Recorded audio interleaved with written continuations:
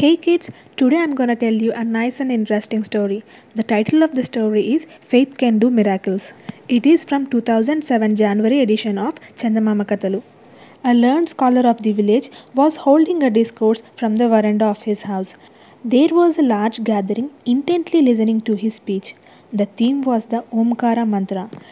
If you keep on chanting Om with implicit faith, you can even perform miracles. Why? Crossing a river will be just child's play. Go on chanting Om and you will be able even to walk on water.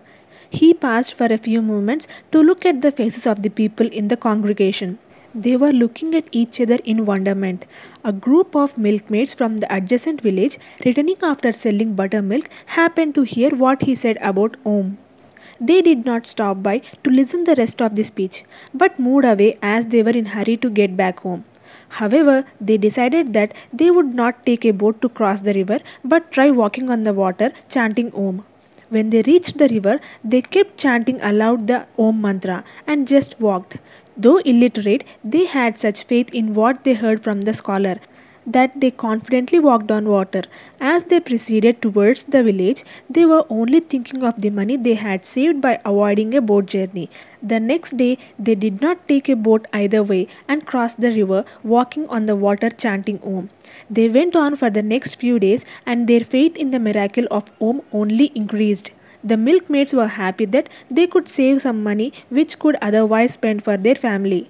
They decided that they should collectively entertain the scholar to express their gratitude.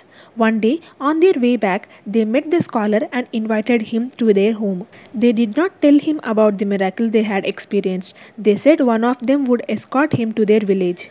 Later, when the scholar and milkmaid reached the river, he said, "Let's take a boat." The milkmaid said, No need of boat, sir. We shall chant Om and walk on the water."